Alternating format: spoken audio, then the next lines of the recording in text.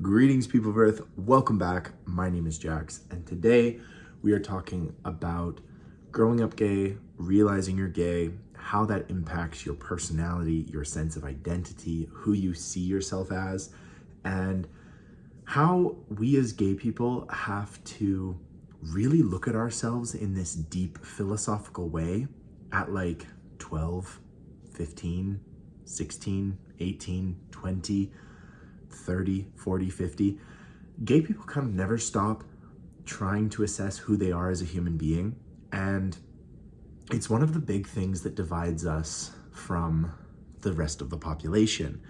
Because maybe if you're a straight kid growing up, maybe you fit society. Maybe you fit in, you have a girlfriend, you have some buddies, whatever.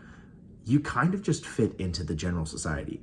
And when you fit in like that, you don't have to question who you are. You don't have to question your identity if you're a good person. You might have specific trials and tribulations, difficult events, situations that happen in life that are crazy, but gay people have all of that stuff too.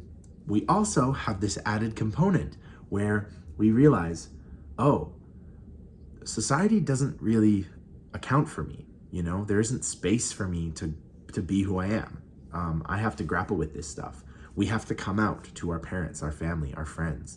We have to grapple with not fitting that stereotypical fairy tale dream that everyone seems to have innately built into them.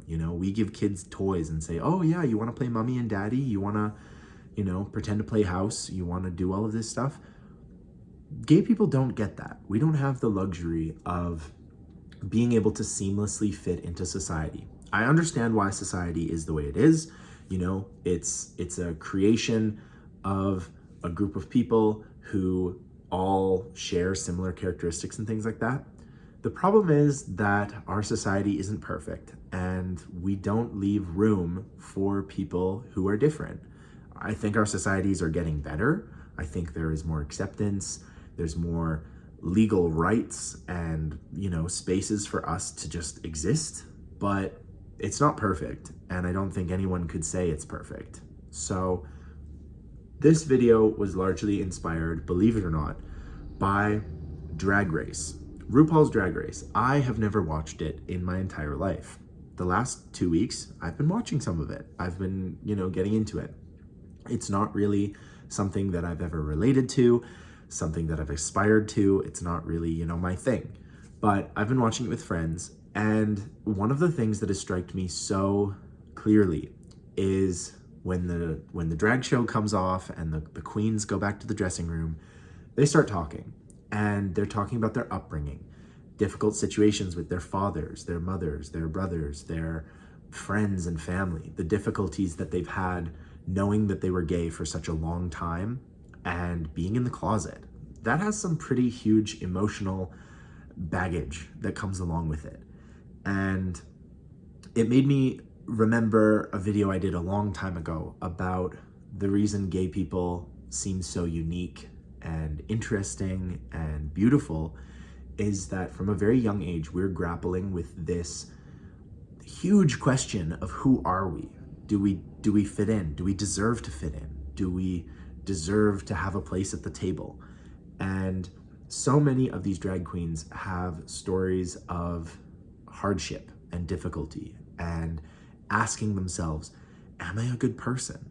Crying themselves to sleep at night, praying to become straight, praying to just be normal, praying to fit in. And I won't lie, my own experience is quite different. I didn't discover I was gay for quite a long time. I was probably 18 or 19 years old before I even started questioning it. But I can remember, even in the brief time that I realized I was gay, to the point where I decided to come out to friends and family, I grappled with these questions. I grappled with the difficulties. I prayed to be straight. I prayed to be normal and fit in.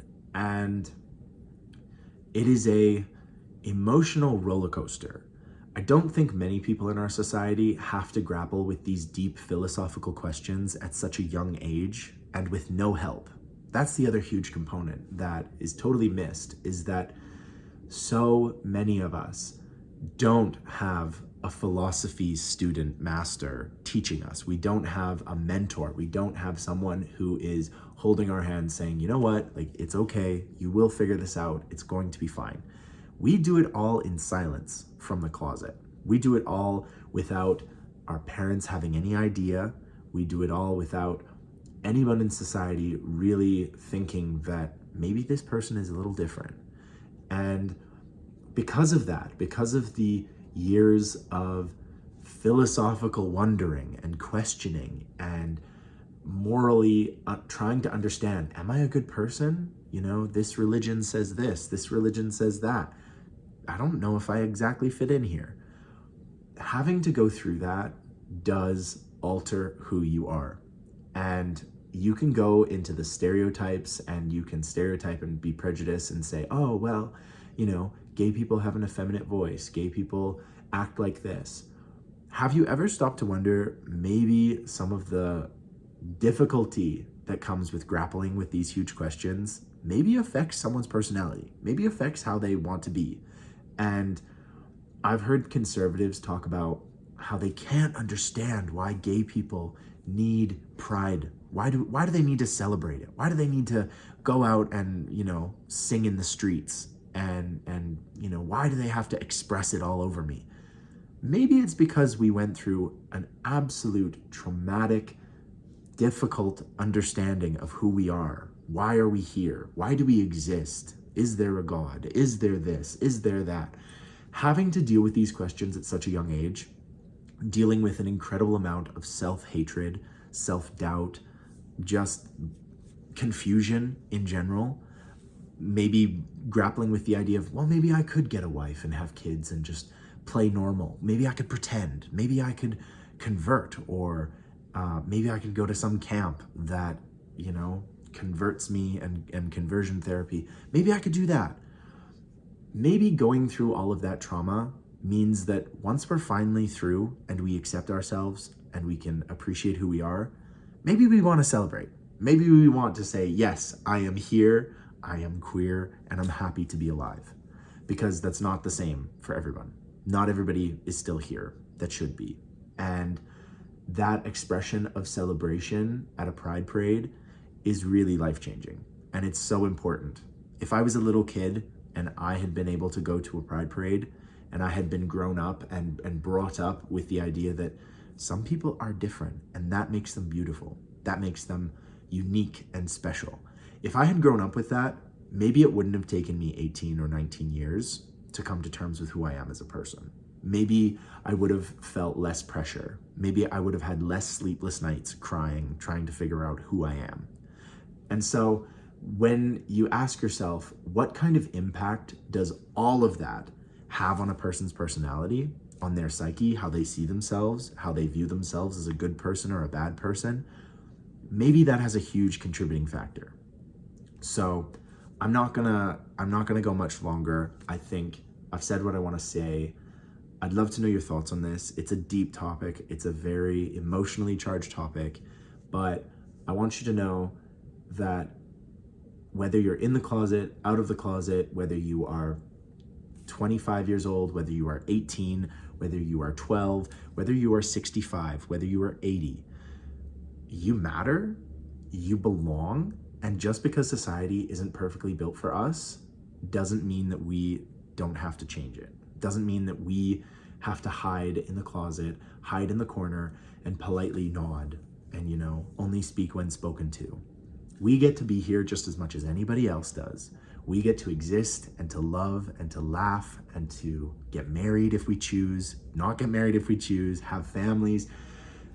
That is nobody else's business. You are here, you are a valid and beautiful member of society. And if you've ever wondered why people always go on about being valid, it's because it's a big deal. You know, to understand that we are valid and we exist and we have every right to be here as anyone else is a big deal, because a lot of us don't grow up thinking that. A lot of us grow up thinking the exact opposite. And some of us wish that we just disappear. And unfortunately, some of us have. So if you are LGBT, if you are different in any way, shape, or form, please know that you belong. You deserve to be here. You are amazing. You have survived so much, and keep going. Don't give up. Let's change the system. Let's make it good. Let's make it better. Let's make it easier for people to realize who they are, and hopefully have less of these discussions about, are we a good person? Are we deserving of love? Because of course we are.